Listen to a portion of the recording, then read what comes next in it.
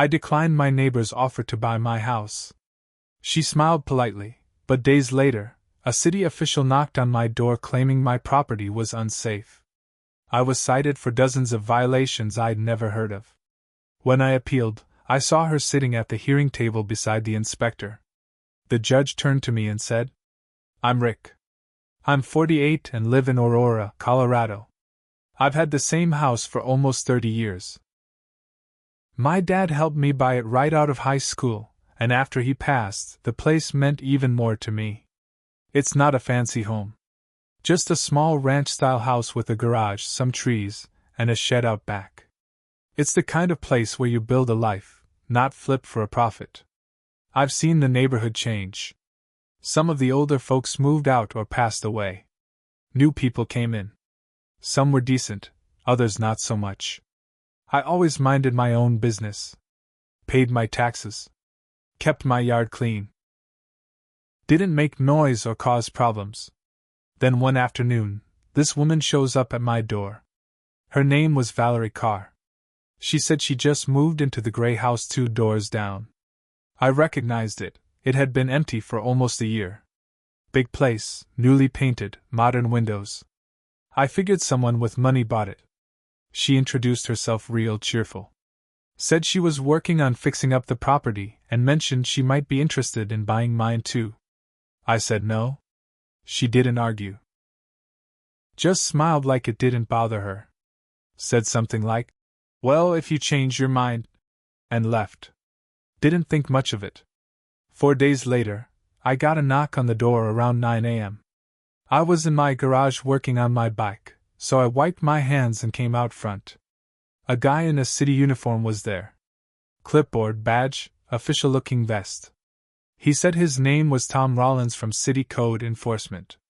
Told me someone reported potential violations at my address and he needed to inspect the property. I asked what kind of violations. He said, "Just standard concerns. We check for safety issues, city compliance, that kind of thing." I told him everything was fine but let him look around anyway. I've never had any issues before, so I figured it was routine. Big mistake.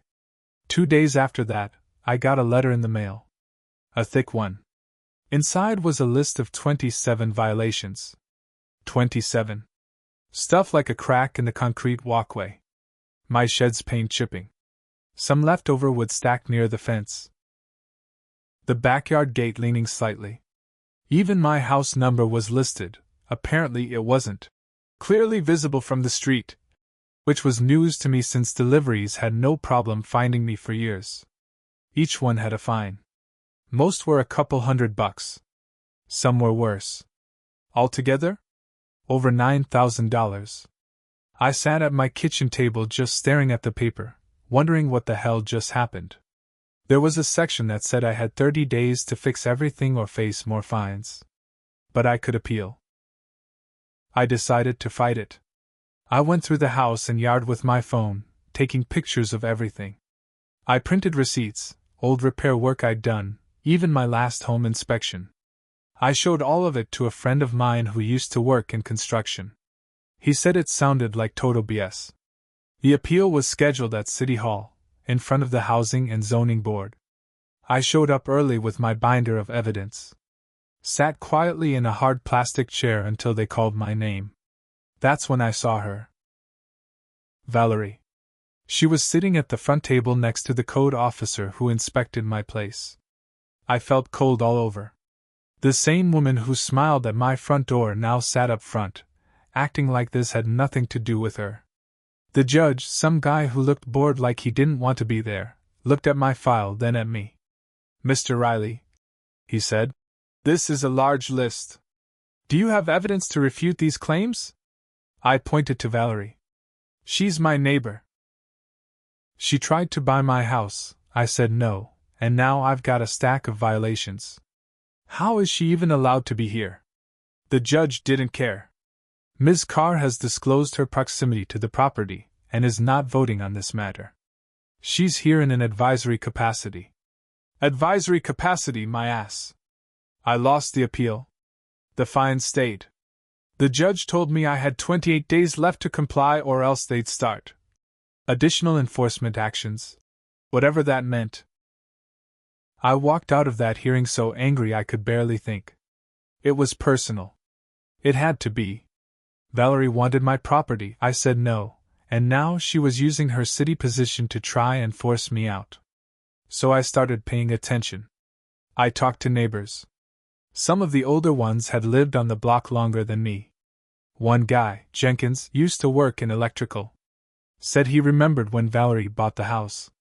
Mentioned she also bought the white place across the street and the blue one on the corner. 3 in 1 year, he said. She's flipping 'em. Heard she's got people inside the city too. One guy on the board was her old coworker or something. That got me curious. I drove down to the county records office. Spent a few hours looking through property deeds and transaction records.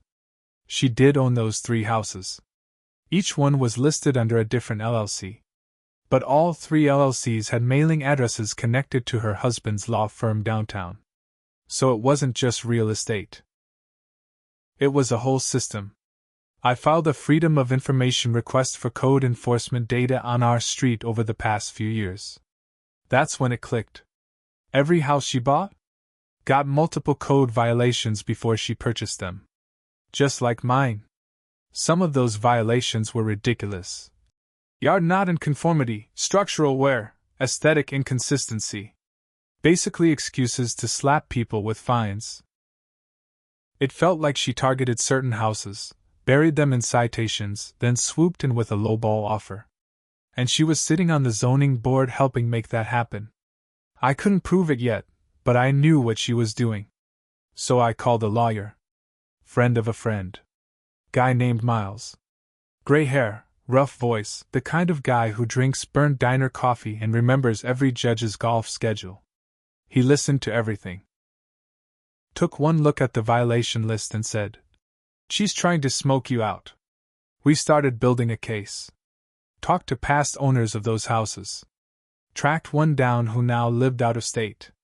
He remembered getting hit with 19 violations, then selling because the city said they'd start legal action.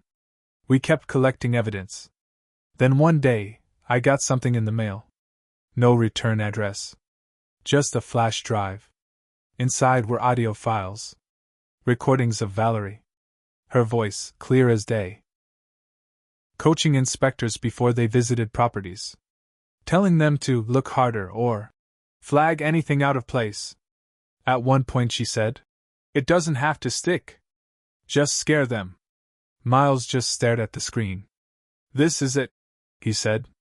"We take this public." So we did. We filed a formal complaint. Then we filed a civil lawsuit. Miles also sent everything to the local news. Within 2 weeks, the story hit TV. Zoning board member accused of targeting neighbors for profit. Valerie's name was out there now. After the news story aired, things got tense on my block. Some neighbors who used to wave at me stopped making eye contact. A few people supported me. Mr. Jenkins brought over a 6-pack and said, "Took guts, man." But others? They acted nervous, like they didn't want to be seen picking sides. Valerie, though, she didn't flinch. She walked her dog past my house every evening, like nothing had happened. Sometimes she'd even stop on the sidewalk and just stare at my place. Not long, maybe 10 or 15 seconds. Long enough for me to notice. Then things got worse. One night around 2 a.m., I heard a loud pop outside. Thought maybe it was fireworks or something, but when I looked out the window, I saw smoke. Ran outside in my boxers and slippers and saw my shed on fire. The fire department came quick, thankfully. The whole shed didn't burn down, but the back wall was blackened, and some of my tools were melted. The fire chief said it looked like someone tossed in something flammable, maybe a homemade explosive. There were no security cameras in the yard. That was my mistake. But I had a gut feeling who was behind it. I told the fire investigator about Valerie. About the lawsuit, the zoning board, all of it. He took notes, but said unless I had proof, there wasn't much he could do. Next week, I installed cameras all over the property. Front porch. Driveway. backyard. Even pointed one through the blinds in my garage.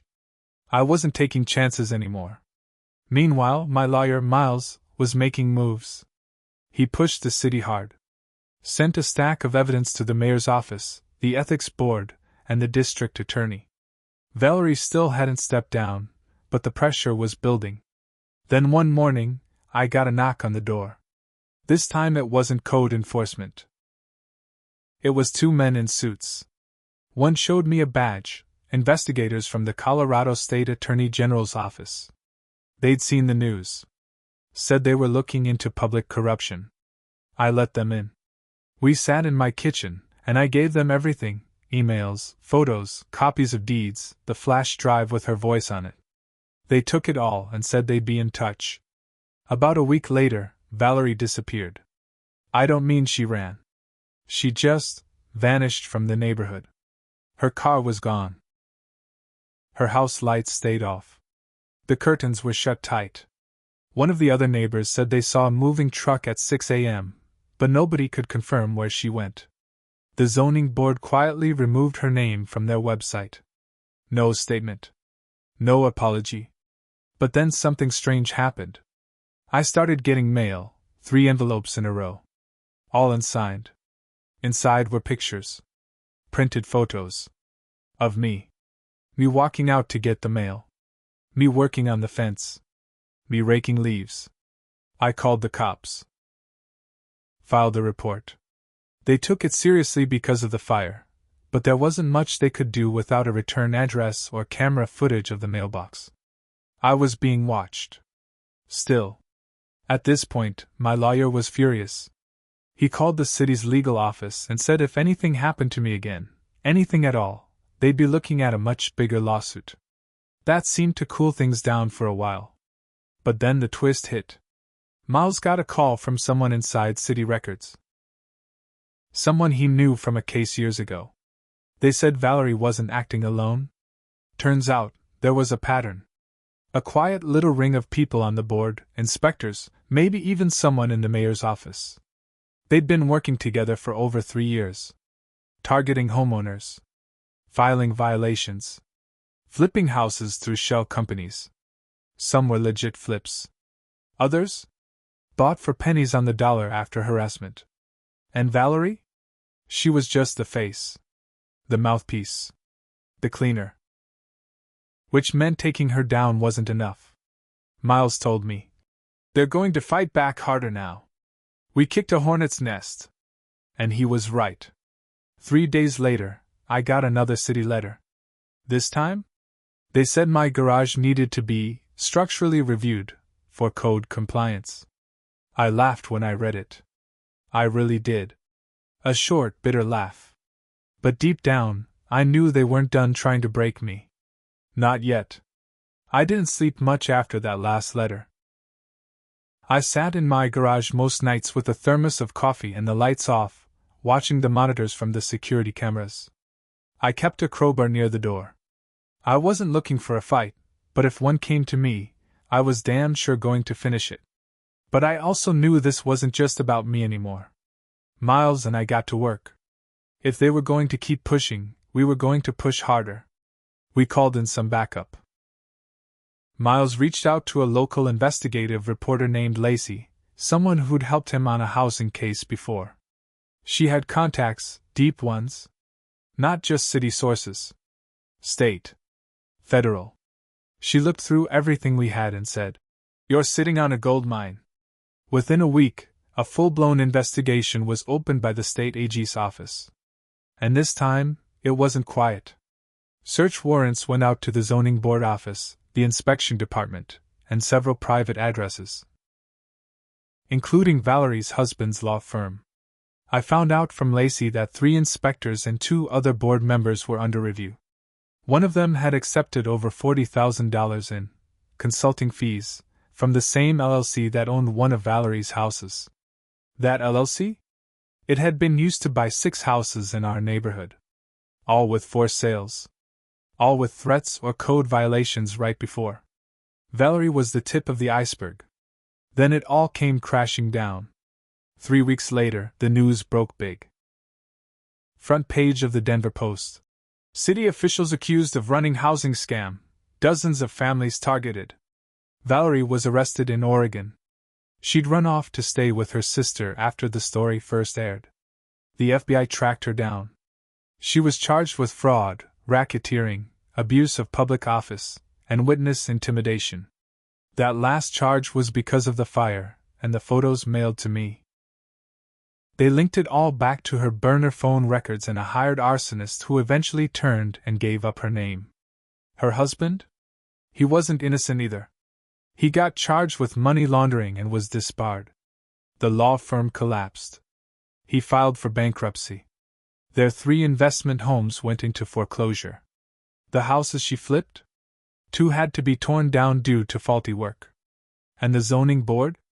Wiped clean. The city fired 6 employees. 2 supervisors resigned the day before indictments came out.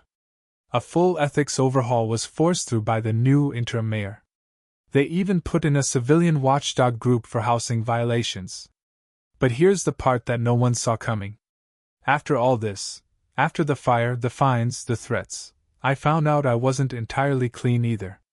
One of the houses Valerie's people tried to flip was next to an empty lot I owned. I bought that lot years ago for cheap from a friend who passed away. I'd never built on it. Just kept the grass cut. But during the investigation, they found that Valerie's husband had offered to buy that lot through a fake buyer 2 years ago, before any of this mess started. I never knew the offer came from him. I accepted it because it was more than fair. I took the check and never thought about it again. That sale helped fund the very system they used to go after people like me. It made me sick. I didn't do anything wrong, but I still felt dirty. Like I helped them, even by accident. Miles told me I had nothing to worry about, legally, and I didn't. But I donated the entire amount from that land sale to a housing charity in Aurora. It didn't erase anything, but it felt like something real. Something right. As for my house? The city dropped every fine. Sent a written apology. Even offered to pay for the damage to my shed and fence. I took the money and used it to turn my shed into a small workshop. Hung up the photos that were mailed to me, framed them like trophies. Not because I like being watched, but because I wanted a reminder of what it cost to stand my ground. Sometimes I still think about Valerie. I heard she took a plea deal, 10 years minimum in federal prison. Her husband got 6. A few of the inspectors are serving time too. And the others? They'll never work in city government again. Their names are in the paper. Their reputations trashed. One of them even ended up living out of a motel. Funny how fast things fall apart when the wrong person fights back. I don't consider myself a hero. I didn't want a war. I just wanted to keep my home. But they came after me. And I made damn sure they paid for it. Every single one of them.